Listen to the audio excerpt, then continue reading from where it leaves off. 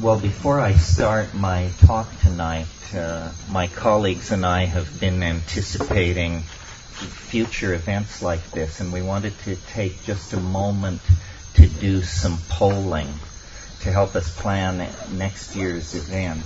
And so taking you as a representative of people who attend these things, it would be very helpful to us if you respond. How many of you would have difficulty coming to this event in the light of the Y2K problem? The what? How many? All of us. The what? Well, no, I don't see all of you. I don't see all of you. In January? If it were to be held in the same time frame as we've always done it, where you would be putting your deposits down in November and December, how many of you would feel trepidation about that in the light of the tentative problem? I would. Well, not a lot, not an overwhelming number. Because it won't matter. Who cares? Well, see, this is not a discussion of whether Y2K is real. What is real is that the all Monica all the time mentality is going to shove it down your throat up until the moment that you find out whether or not it's real. So that is the problem for people planning events like this. Okay, thank you for cooperating. Well, this is a problem if people are, digging in, storing grain, fighting hegemony, we won't have an opportunity for something like this, or it would be scaled back, or perhaps later. My own take on Y2K is that as you approach large objects in cyberspace, they get smaller, and that by July this will be fading fast, and by December it will be incredibly old news. But I could be wrong.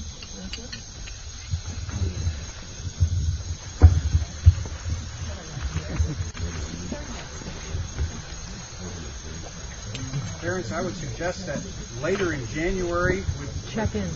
Ease everybody's conscience because any plane issues will be taken care of in the first 2 weeks probably.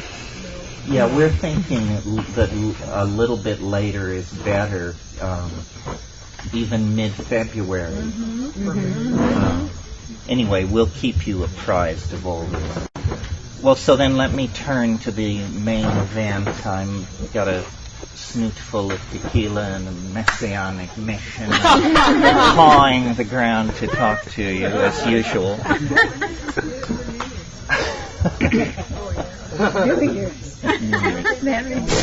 Everybody has their own news. That's right. I guess the title of tonight's talk is Linear Societies and Nonlinear Drugs, which is something that I just had to pull out of the air when Ken finally slammed me to the wall for what I would be talking about this night many months ago. But more and more for me, especially with this group, these things have become sort of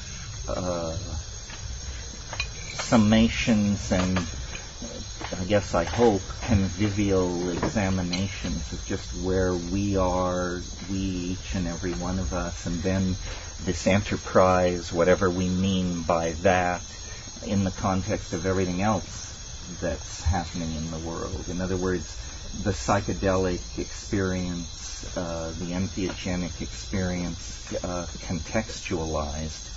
And as I try to think about, what, if anything, I can bring to the party, I guess it's that what I'm interested in is psychedelics as a philosophical tool. And when I concretized that for myself, I realized there's no claims on that part of discourse. No one wants to do this. Academic philosophy is done in a very formal manner, and the most exciting is incredibly stuffy. And yet, I, like most of you, I assume, have taken on board in my life this thing called the psychedelic experience, which is then as large a portion of my being as my sexuality, my politics, my education. It shapes everything. And yet nowhere in the world of philosophical discourse is there any genuflection, at least overtly, made to this. I mean, maybe not since Plato, who talked about shadows on the wall of a cave and so forth and so on. Well, so what can psychedelics and the psychedelic experience bring to philosophy? And what do I mean by philosophy? By philosophy, I mean the enterprise of discursive thinking, trying to understand what the world is and who's asking the question. You know, where did the world come from? Where is it bound? And who's along for the ride?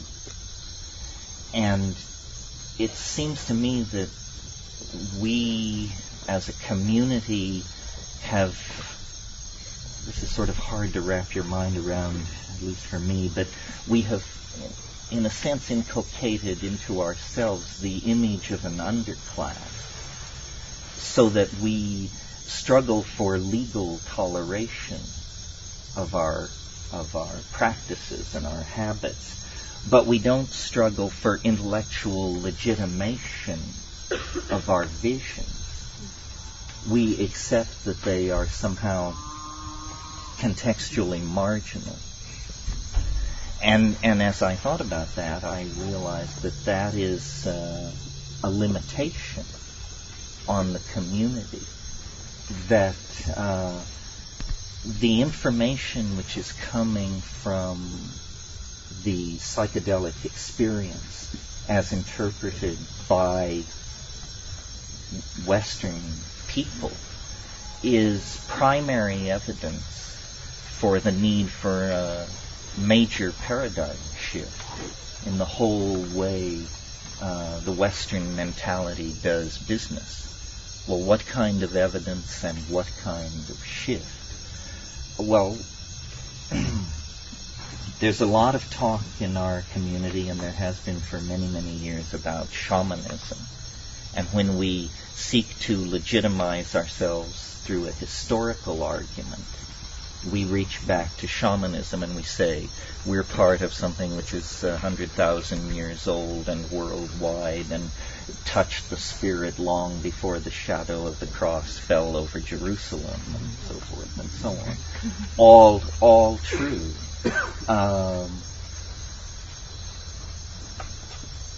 And in a way that has, I think, that tendency, which is part of the broader tendency in the Western mind to valorize and grow nostalgic over the primitive, has put a certain political cast on our stance and our position. But what we are is, again contextually, is a culture of science. And I'm speaking now of our community. It's the Albert Hoffmans and the Dave Nichols and the Sasha Shulgins who have kept our canoe afloat. These are men of science. It's methods, it's vocabulary, it's culture. We have not, though we certainly honor those people and love them, as their rhetoric is not the primary rhetoric of the larger community of psychedelic users, which tends toward this, as I referred to it, this shamanistic aboriginal nostalgia. Then let me just turn left here for a moment and say, I feel more comfortable with the scientific end of things. I think the news coming out of science is the most psychedelic news there is. When I go to the internet, I go to things like Science Alert and the Hubble Picture of the Day and this sort of thing. And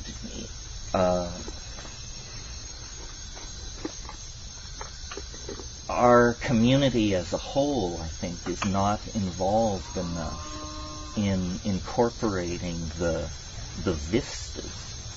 If, while we struggle to legalize psychedelics, psychedelic thinking is everywhere triumphant, because the instruments built by linear science throw open doorways on the unimaginable. And the most revered and hoary hefes of the scientific establishment have to genuflect before this stuff.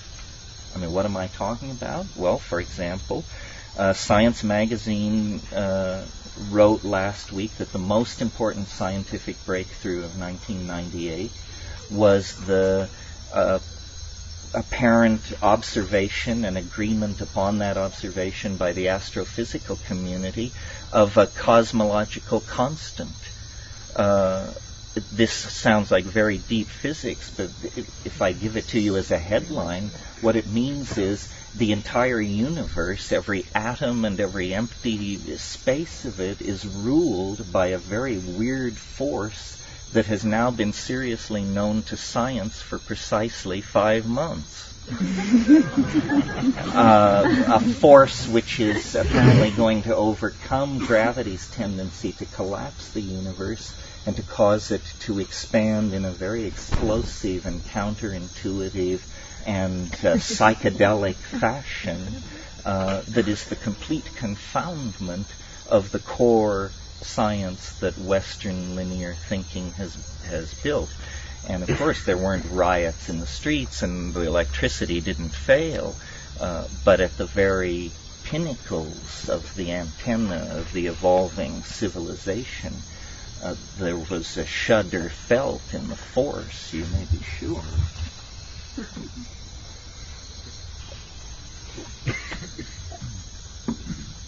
So,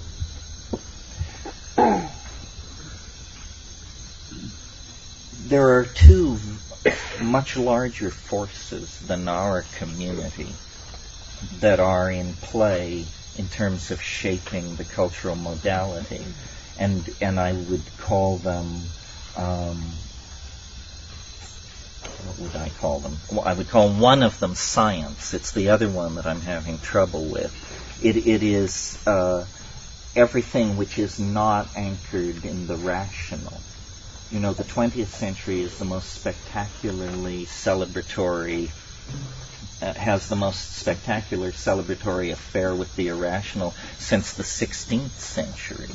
I mean, never before have so many prophets, wizards, wise women, casters of runes, and seers of visions moved among the people, plying their wares. And part of this is brought on by the tension between the failure of the education system at the very moment of an inflationary expansion of knowledge, so that it's very hard to be au courant in all fields. And if you're not current in a field, then probably your version of that field is some kind of story, a myth. You know, I mean, if you can't keep up with quantum physics, why not fall back on archangels? You know, it requires less intellectual engagement or something like that. Discourse is fragmenting. Fields of discourse are evolving vocabularies so rapidly that the understanding of these vocabularies is not penetrating very far beyond the core group of workers.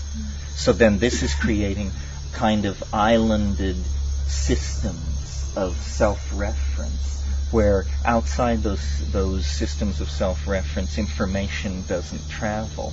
The people who are the gene splicers know very little about remote sensing, and both of those parties know very little about recent discoveries in astrophysics, for example. So there's an intellectual fragmentation.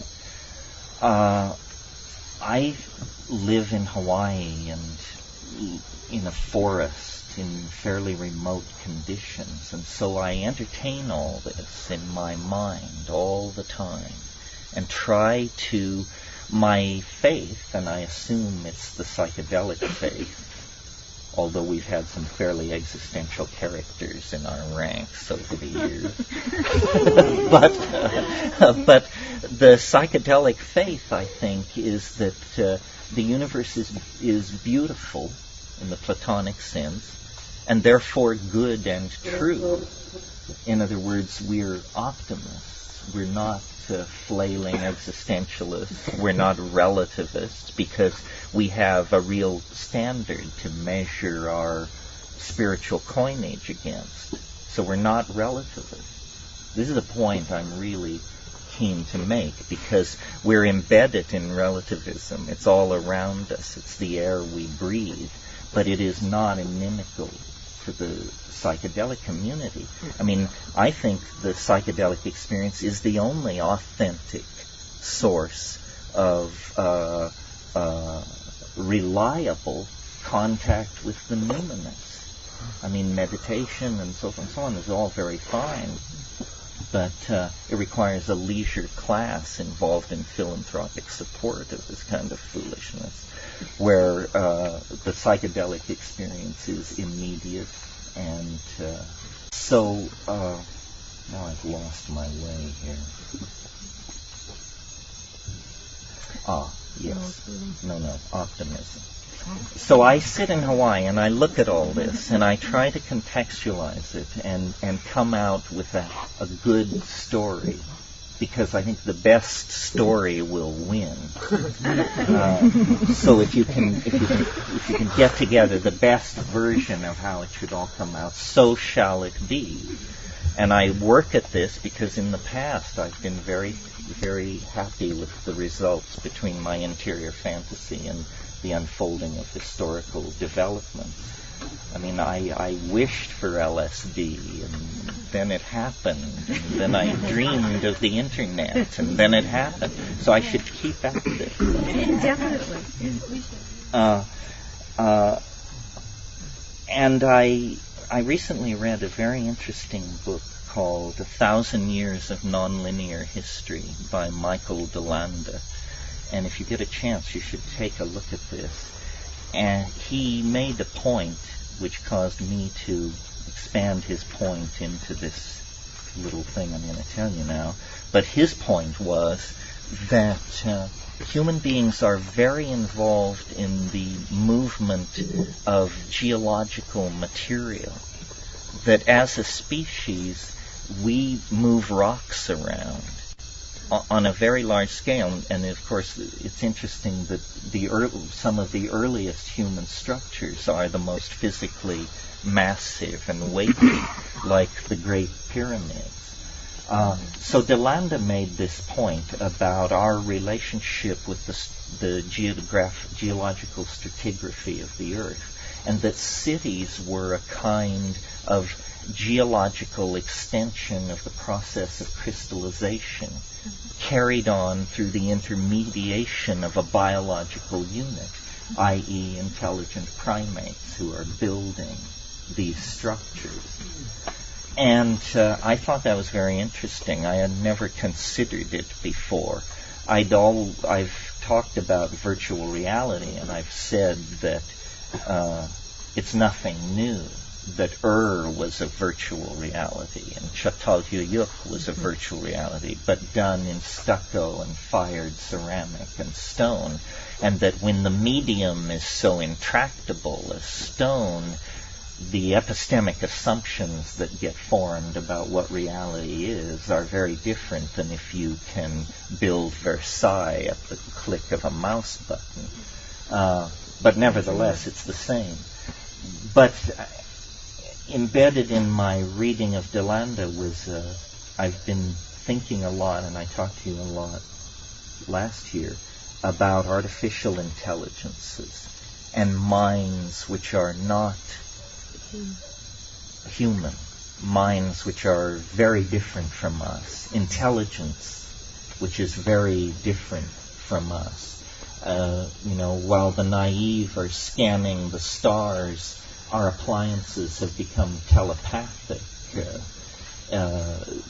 There is a very strange kind of intelligence being called into existence by ourselves, strangely enough. And this is the connection to Delanda, this artificial intelligence which is being called into being by human activity is made of the same materials as and Çatalhöyük. It's made of ceramics, glasses, and metals. It's that. So then I took this on board and thought about it, and I've sort of come to some kind of cyber-pantheistic Emersonianism, which is, here, I'll give it to you as a headline and then work backwards so that in case I forget what I'm saying, it won't be lost to suffering mankind. The Earth's strategy for its own salvation is through machines, is what it is. And human beings are some kind of, we are the deputized spouse, we are the bride in this alchemical rarefaction of glasses, ceramics, metals, and volatile materials. Apparently, the Earth is like some kind of an embryonic or fetal thing. And at the end of its gestation, what is happening is it is ramifying its nervous system, is appearing in its developmental, in the unfolding of its morphogenesis. And as we contemplate nanotechnologies and see ourselves working through bacteria and this sort of thing at the engineering level, you have to be blind to not then reflect back upon the fact that in some sense we are already working at that kind of level at the behest of it is not clear who, because nobody ever asked the question in quite this way before. The answer to who, I think, is the Earth. And that what lies ahead at the end of the linear tunnel of Western subjectivist, positivist, structuralist assumptions that we've been operating, when we hit the end of the tunnel and burst out into the larger mental space of cosmic evolution, what we are going to find is that we are partners, actors in a cosmic drama that involves the Earth at one polarity and machines at the other polarity as the expression of the will of the Earth toward a kind of self-reflective transcendence that is achieved through machine-human biotic symbiosis. And this is, there'll never be a headline which says this. Some people won't even notice that it's happening because these large-scale processes can be described by many metaphors at many depths. But I'm telling you, I think this is what's going on. The reason I like this story is because it's not a story about processes out of control. It's not a story about human guilt. It's not a story full of we musts and we shoulds. It's a story which gives honor to every part of the unfolding experience field. In other words, biology, technology, human culture, human traditional values, transcendent human dystopian values. It's a story of things on course, on time, and under budget. And I assume that's how nature really operates. And that we live inside some kind of anxiety-producing culture that is a necessary, I don't want to say evil, but a necessary response to conditions of stress. There are processes which waste, nuclear waste buildup, urbanization, land disturbance. There are processes which, if allowed to run on indefinitely, would wreck the whole system and pitch it into chaos. But Confucius said, no tree grows to heaven. And what he meant by that is it's fruitless to project any process to infinity, because any process projected to infinity creates some kind of catastrophic scenario. If no fruit flies died in 6 months, the Earth would spin out of its orbit from the weight of fruit flies. No, I don't think that's true. But what an image, right? Somebody once told me if the Earth completely disappeared except for its nematodes, that you could still see the outlines of the continents if you were standing on the moon. I thought, now just who gathered this?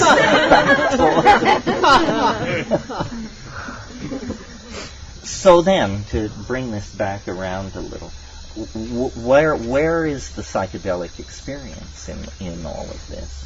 Well, it used to be called, or at one phase it was called, consciousness expansion. And consciousness expansion in human beings is going to become an absolute necessity, because we are summoning out of the woodwork of cybernetic technology machines that are going to require super intelligent humans to direct and have discourse with them. This is happening. It is already happening. I mean, the internet is this. I mean, it doesn't tap you on the shoulder and remind you to brush your teeth, but it is, a partner in the understanding of the world that is genie-like. That's the image I have when I sit down to it. It is all John Dee would have asked of his archangelic messengers. He wanted instantaneous information on the political situation in the courts of Europe. He wanted information on the course of the Drake's expedition then on the other side of the planet. The internet is this kind of magical, intelligent prosthesis. And as I said, there won't come a dramatic moment, I think, a la Lawnmower Man or something like that. These things are much more seeping. The only people who, in fact, can see the game move against the background of the forest pattern are psychedelic heads. You have to think about this stuff, and you have to develop vocabularies for catching it in action. This is what the game of being an intellectual is, I think. Trying to see the process of morphological unfoldment in action and guess the direction in which it's headed. Because it's inevitably headed toward greater density of information at greater speeds, higher level integrative metaphors, visually rather than textually displayed, transformation of such graphic and glyphic elements over time, it becomes more and more like the interface of a computer, more and more like some kind of machine environment. I mean, we have thought for, I assume, at least 100,000 years, maybe much longer. But the quality of thought, it was early. When it was early, it was intermittent. It was thin. It was a groping. It was an undigested intuition, a perception slipping away from the mind's eye because of media reinforcement and education and acculturation and the passage of 100,000 years. The voice of the mind, the logos, has grown stronger, but now it takes an exponential leap forward into visualization, into manifestation through this information processing prosthesis that integrates us all. And, I can imagine a future not very far away where the individual, the expression of the individual is lowered, is more muted. I mean, this is the most individualistic, individual worshipping century, the century just ending, that we have ever known. And its great accomplishments, its great works of art were all accomplished by individuals, and political undertakings such as the Third Reich and so forth and so on, also highly motivated individuals who rose above the masses. I'm not sure we can afford the luxury of that kind of exhibitionistic individualism in the future. And I think probably it's not that we're talking about a restriction of human rights. We're talking about a transformation of human drives. The states of integration and collectivity that will be sold as public utilities in the next century are anticipated now by group psychedelic experiences, ayahuasca sessions, this sort of thing. And the dichotomy, and I think I made this clear when I talked about the earth and machines, the dichotomy between the natural and the artificial is an obsession of the 20th century, hence canceled now. In fact, a whole bunch of things are canceled. We were talking at home about how Roger Shattuck, in his History of Dada, said that the 20th century couldn't wait to be born. It was born in 1888 at the death of Victor Hugo. And then I said, well, so if it was born in 1888, when did the 20th century end? And I think it ended in 1992. It expired early with the birth of the World Wide Web. What defined all that, modernity, was mass media. Mass media shaped that whole psychology, and it is now archaic. It's not archaic, it's obsolete.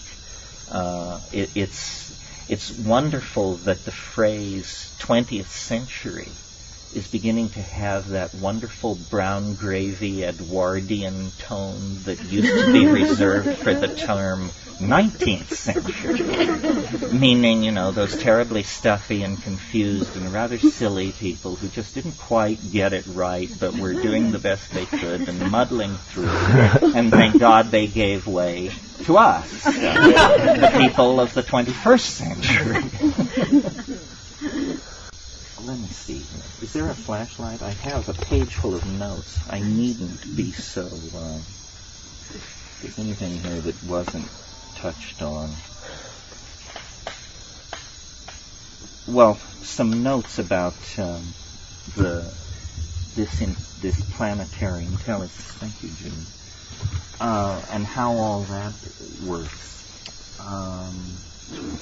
One of the insights that I've been reading different people this year, maybe you can tell, and one of the people I've been reading is Greg Egan, who I talked about last year, but now I've read more. Yes. Now I've read Diaspora, and the ones where he makes no effort whatsoever to explain it to you unless you've already done your homework.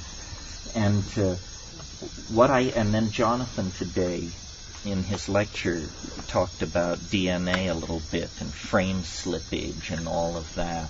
And it reminded me of it. The thing that I'm coming to from my psychedelic experience and my life experience and the whole ball of wax is I've said for many, many years that the world is made of language. That was just sort of one of my bumper stickers. But I think that there's that carries some of the flavor of what I want to say there, but that there's more to it than that. It's that everything is code. Everything is code in the sense that hackers mean when they say they write code. When Sasha stands up and waves his arms and draws what he calls the dirty pictures, he initiates you into a code, a vocabulary with very defined rules and quick to learn. And then they're like tinker toys. Once you know the rules of the connectivity, then you can sit down like a child and begin to stick these things together and say, well, what would this be like? And what would this be like? And does God allow this? Or does this break the rules? And so forth. The DNA is like that. Human language is like that. Human body language is like that. Machines communicate like this. In fact, this is a bridge which connects us. This is the great overarching bridge which will connect us to the machines, that they, like us, are commanded by language. And so this realization that everything is code, and code moving on many levels, is, I think, a further... It's more primary than the perception, for example, that things are made of space, time, matter, and energy. That's one level below code. The code codes for space, time, matter, and energy. It's much more like we're in a simulacrum, some kind of machine environment. And in fact, I like that idea because I've always sensed, and psychedelics have always intensified this intuition in me, that the universe is a puzzle. Life is a problem to be solved. It's a conundrum. It's not what it appears to be. There are doors. There are locks and keys. There are levels. And if you get it right, somehow it will give way to something extremely unexpected. DMT is a perfect example of that. And of course, at the molecular level, it literalizes that metaphor. I mean, the DMT is the molecular key, the extraneous object introduced into the front door of the synaptic receptor. And then, you can plunder the palace for 5 minutes.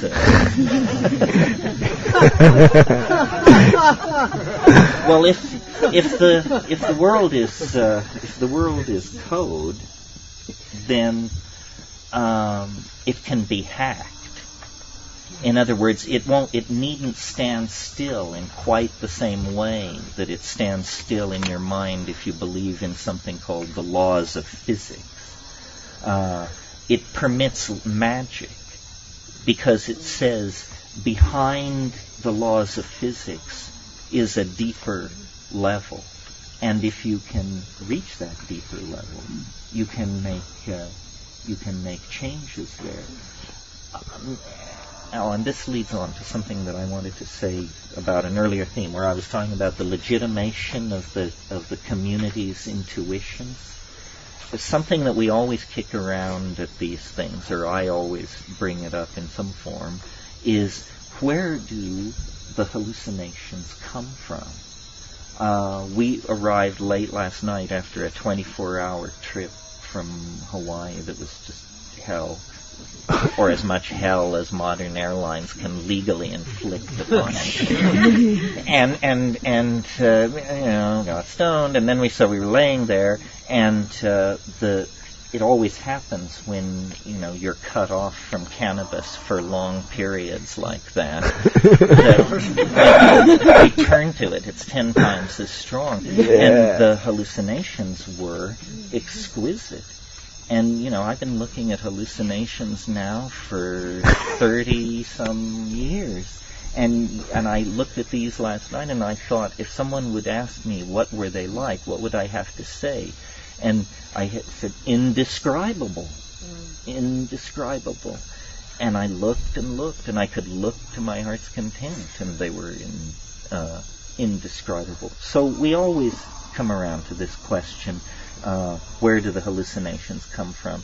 And I suppose the unconscious reductionists among us, and I don't mean that they're unconscious, I mean that they unconsciously use reductionism, probably assume that it's some kind of like iteration thing, that bits and pieces of everything you've ever seen are rolling in some kind of neurological kaleidoscope that can run forever and just produce this endless download of drifting imagery.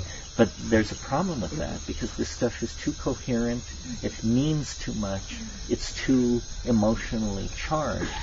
Well, we have never really rallied as a group to try and locate in our combined opinions the one or several sources of these images. And I think that and I talked a bit about this last year, but I think this is legitimate perception of thoughts, places, things, times, and objects that either have existed somewhere in the universe, or do exist, or have existed in the minds of beings somewhere, sometime in the universe. In other words, that we have to begin to take seriously the consequences of generalizations like quantum connectivity. In other words, it's one thing to bask in the light of the overarching metaphor, which says everything is connected to everything else. It's quite another thing to say, and so then what are the consequences for me of this? And the answer seems to me to be that the imagination, the inside of our heads, really is the most vast frontier imaginable. And we must leave it for future generations, or maybe not generations, but future evolutionary biologists to figure out why an animal nervous system would evolve a propensity for accessing Bell non-local data. In other words, quantum mechanically accessible data at a different level of the physics of things. There must be a reason. And in the same way that the problem of speciation posed a problem for 19th century biology, this can pose a problem to our thinking without it sinking our intellectual enterprise. It is for some more sophisticated future group of thinkers to understand why this is so. What we have to grapple with is that it is so. That it is so. That you have the Hubble telescope inside of you. You have inside of you an informational gathering instrument that can give you good intelligence about things so immeasurably distant from this point that to state it in numbers and units is meaningless. It's just elsewhere, the elsewhere of the absolute infinity of the plenum of imagination in which apparently beings rise and fall like plankton in the sea. And of course the psychedelics are the naturally evolved nanomachinery of the Gaian matrix that knits together this cosmic ecology, this system of living relationships. I'm not impatient with the idea of extraterrestrial life or intelligence, just its pop regurgitation. But I think probably planets like the Earth are alive and conscious, and they use the technologies that the species native to them evolve to cast images out into the larger universe, that the dialogue among cosmic minds is a dialogue among entire planetary ecosystems. It can't be trivialized into some take me to your leader scenario. Still less can it validate the unscheduled visit of pro bono proctologists from nearby star systems. You have to get a grid. Well, so let's see. What there's anything else here? Can I have the light? No, I'm fine. Oh, I know. One other thought that in assessing this year in science, I talked about omega, the cosmological constant. And that is really incredible.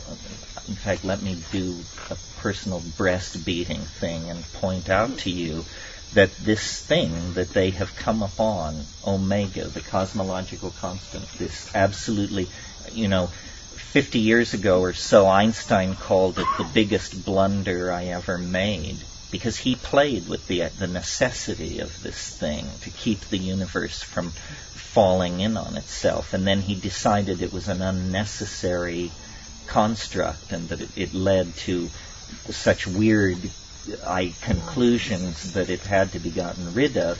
And so that was all very well and good until these recent measurements of the distances of certain supernovae carried out independently by several teams of astrophysicists brought the news that the universe is expanding faster than the laws of physics allow. And when they looked at how much faster, they realized that it called the cosmological constant back into existence. Well, but here there are a couple of things about this cosmological constant that are very counterintuitive. The first is that it acts on empty space. It does not require matter to manifest. It is a property of space itself, the cosmological constant.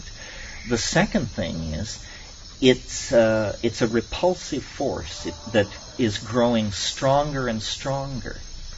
Forces don't grow stronger and stronger. They grow weaker and weaker. Gravity grows weaker, light grows weaker, everything grows weaker. This force, as time progresses, gets stronger and stronger.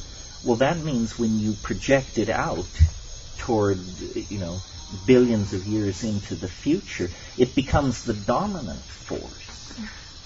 It overcomes gravity, it overcomes the strong force, the weak force, it overcomes all the forces, it becomes the dominant force.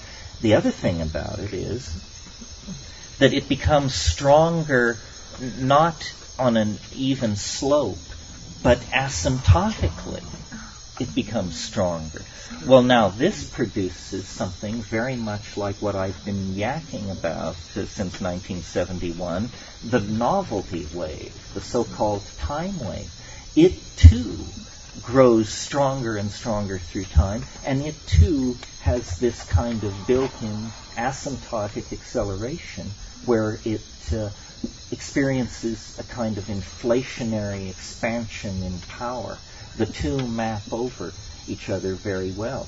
But when you talk, returning now to the cosmological constant, when the astrophysical community realized the consequences of taking this on board, they realized that it was dissolving the entire model of what cosmology has been throughout the 20th century. Because what it's really saying, this discovery, less than 6 months old, is that space itself is in the act of exploding, that the universe is on the cusp of an inflationary phase of expansion similar to the inflationary expansion that occurred at the time of the Big Bang. What would this look like? What would it feel like? Nobody can even imagine. It is not upon us. I don't mean that. but I mean that in the near future of the universe, in the next billion or 2 billion years, things will change very, very dramatically. Everything will begin to rearrange itself according to the expression of this asymptotic power. So that was the biggest news in astrophysics. The other news, which has psychedelic implications, I think, also comes from astrophysics. As you may recall, last August, I think it was, I can't remember exactly, every man, woman, and child on Earth got the equivalent of a dental X-ray when there was a thing called a star quake on a magnetar, a magnetic neutron star 20,000 light years away, experienced a catastrophic collapse, and there was a wave of gamma rays that were turned on every light in the system when it hit the planet. And an event like that had never been observed before. And I got to thinking about this, and I realized, we've only been looking for this kind of thing for 30 years. There's probably quite a bit of this kind of anomalous, high-energy, short-duration fluctuation of radiation going on in the galaxy. And then I had a kind of an image, I wouldn't say a vision, but a kind of an image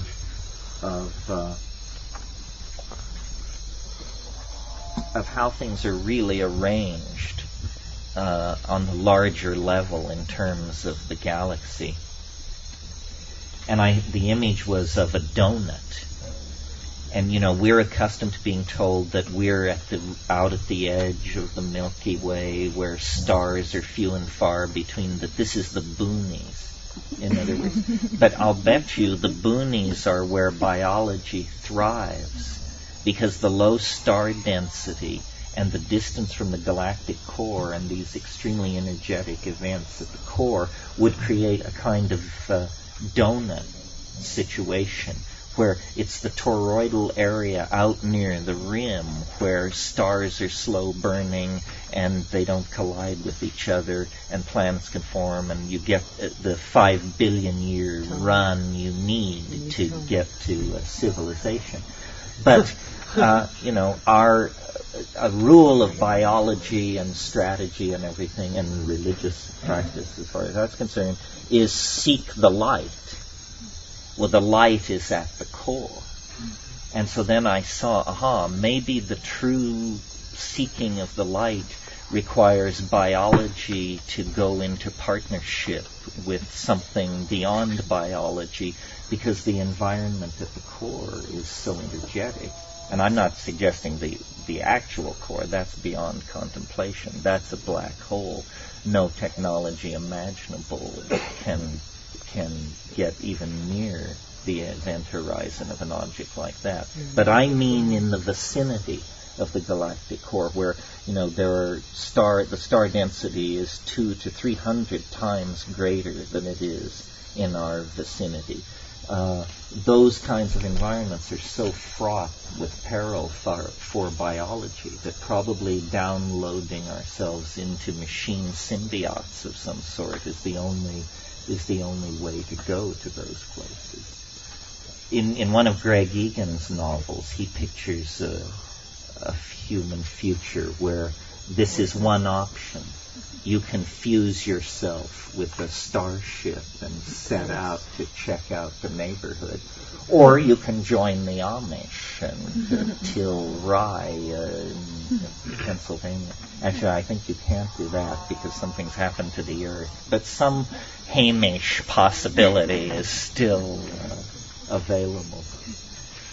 Well, this is not like the sort of thing the other faculty members will be talking to you about, which is an intense and primarily important download of the homework, the chemistry, the botany, the behavioral impact, the archaeology, the ethnography of these substances. I ask myself all the time, how are we different from other people? Are we morally superior? Are we smarter? Are we richer? Are we kinder to the people we meet? And actually, the longer I look, the less I can tell. There are extraordinary examples of all of these things in and outside of our community, and extraordinary nudniks and jerks inside and outside our community.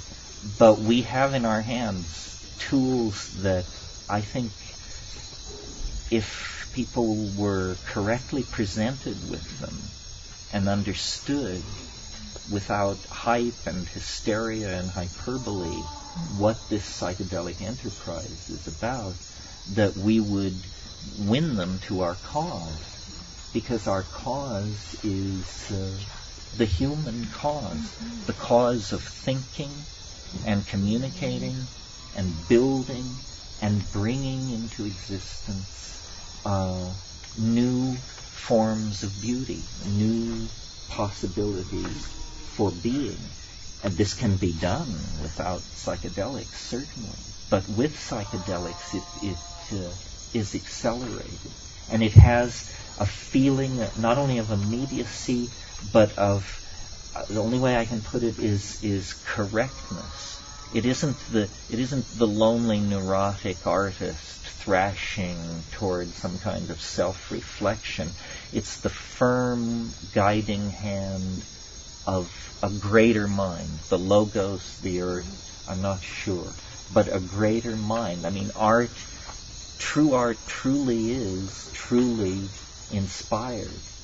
And the muse, I don't think, was more real for Homer than it is for each and every one of us when we're in the presence of the mushroom, or ayahuasca, or DMT, or LSD, or something like that. So, I suppose I will go to the grave with life as mysterious to me as I found it when I came to consciousness around 6 or 7. But I think life is, whatever it is, it's an opportunity of some sort. And the things I have been most grateful for were the things that I met at the frontiers of knowledge, of sexual experience, of psychedelic experience, knowing, feeling, and being one with being are how I would categorize that breakdown. So I think the future is bound to be very confusing and demanding for most people. And there are many claims on each of us and our intellectual loyalties and where we put our energy. Should we tolerate relativism? Should we be Mahayana Buddhists? What's our position on the Huichol? How do you relate to Monica? All these things are sorted out, But I feel actually like the thing that I always dreamed of in my early youth was a miracle. I didn't particularly like Ouspensky's book, In Search of the Miraculous, but I loved the title. And I used to just sort of chant it as a mantra, In Search of the Miraculous, just one. I knew the rules. Just one is enough, because one secures the possibility of an infinitude of miracles, whether you have observed them or not. Well, now I'm 52, and I've seen, 4 or 5, which is 4 more than necessary to make me a lifetime optimist. But the recurrent, the enduring miracle, however it's achieved, is the psychedelic rush. That giddying moment when all all bets are off, all boundaries dissolve, the machinery of language fails, the adjectival wheel wells burst into flame, and then, you achieve orbital velocity, and are in the presence of the thing. And I cannot believe that is not a salutary experience. And you've heard me say many times that how itchy it makes me feel to think that somebody could go from birth to the grave without having that experience. They can make of it what they want. They can denounce it. They can deify it. But one should have it because it's one of the compasses, the primary compasses of being. And it's larger than the historical context. I mean, the point of this talk tonight was to talk about linearity and idea systems and the nonlinear impact of these drugs and the way they break down media bias. But all these intellectual ideas exist in the light of the sun of this unspeakable primary experience, and we can draw it, paint it, sculpt it, act it, dance it, drum it, and never take anything away from it, never define it, never occlude it. It is a miracle. It's like having the presence of a deity. It's, I think, very hard for me to open myself up at any given moment to the full implications of how fortunate I am and how good life is in the shadow of this particular tree. Anyway, that's the formal talk for tonight. Thank you very much. And now we'll entertain questions, which is usually much more fun. So, anybody got a take on that, or want to say something completely oblique, or anything else? Like last year. We start with last year. Human intelligence, or giant intelligence, or artificial intelligence, extraterrestrial. You speak up. You'll repeat it. Well, the question is about the discussion about artificial intelligence. You mean the hierarchy of the relationship please. of these things? Well, I don't know. I guess it's becoming easier for me to be a mystic about the Earth than to think that we are going to be rescued by the Galactic Federation. I think that the Earth, that it's a profound connection. The Earth is the foundation of everything. It's the foundation of biology, and it's the foundation of machine culture and machine architecture. So, if you can imagine that a redwood is alive, it's much easier for me to imagine that there is some kind of slow-moving, telluric intelligence that may have begun as a homeostatic system. In other words, to stabilize the atmosphere, to create a chemical environment that had a momentum to it that wasn't driven by the cosmic ambiance. You understand what I mean? Something with feedback, perhaps. Yeah, feedback mechanism. And then, of course, people say, well, it's very hard to imagine it because there are no genes, there is no nervous system, there is nothing that we can quite... But I think that, first of all, we don't know a great deal about the Earth, the ocean currents, its magnetic fields, its 32 nutational and precessional motions, its core dynamics, its distribution of materials. It is complicated, and that's what's always required for self-referential and feedback systems to evolve.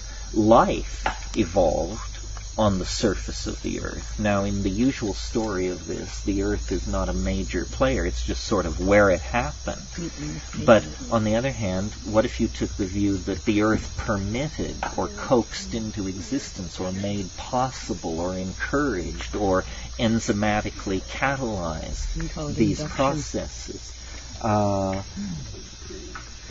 And the geomagnetic reversals, the glaciations, the ebb and flow of nitrogen levels in the atmosphere, all of this has pumped biology.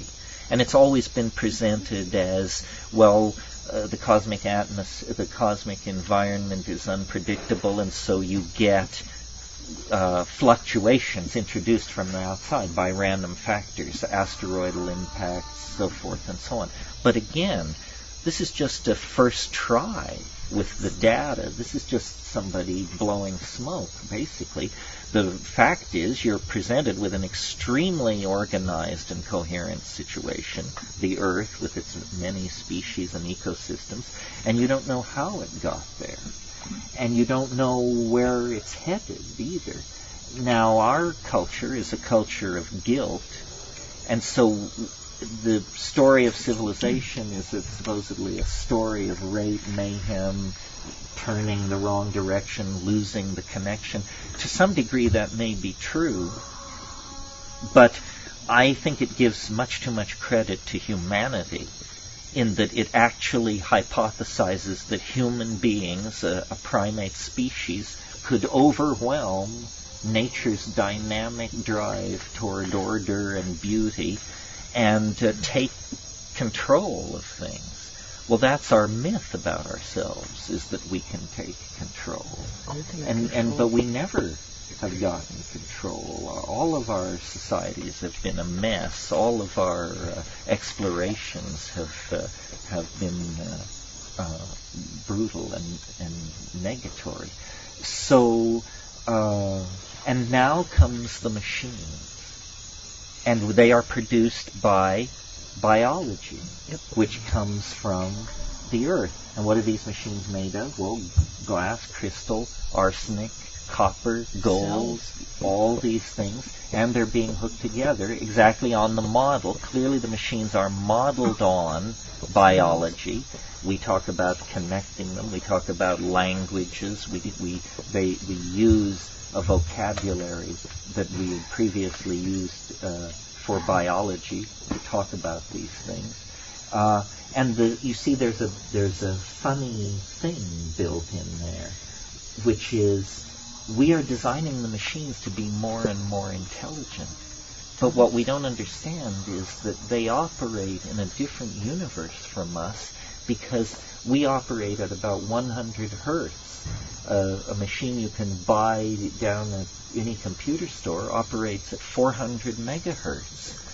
That means that you can run an eternity of human lives in an afternoon. It means, in a way, that we are creating a creature that lives in a different kind of temporal universe than us. And we are teaching them to design themselves to be ever more intelligent. And once some kind of intelligence arises, because it's intelligent, the first thing it does is design a more intelligent version of itself. Well, at 400 megahertz and with a worldwide amount of processing power to draw on, you can imagine something coming to embryogenesis in a matter of hours. Something emerging, recognizing itself for what it was, and then just starting up the ladder. And what would this look like to us, and where is our place in it? This is the adventure of the future. We are going to be a different kind of people because we're going to have to live in the presence of alien minds that will be manifestly and obviously alien. They won't hold back, and they're not going to be, at every moment interested in us either. In fact, we will become, a footnote in their encyclopedia of being, and what they become in our encyclopedia of being remains to be told. But this is all happening, and it's it's just a matter of the coalescence of technology and language before more and more people recognize it. As I say, there isn't a speed bump. There isn't a dramatic moment where everybody gets it. But when you talk to the people who actually work in these fields, they know, that this is the Faustian enterprise of all time. That this is the handing over of the destiny of the planet to the companion mind that our history and our science and our souls caused us to summon into being. It's pretty interesting. Yeah, something else. Anything.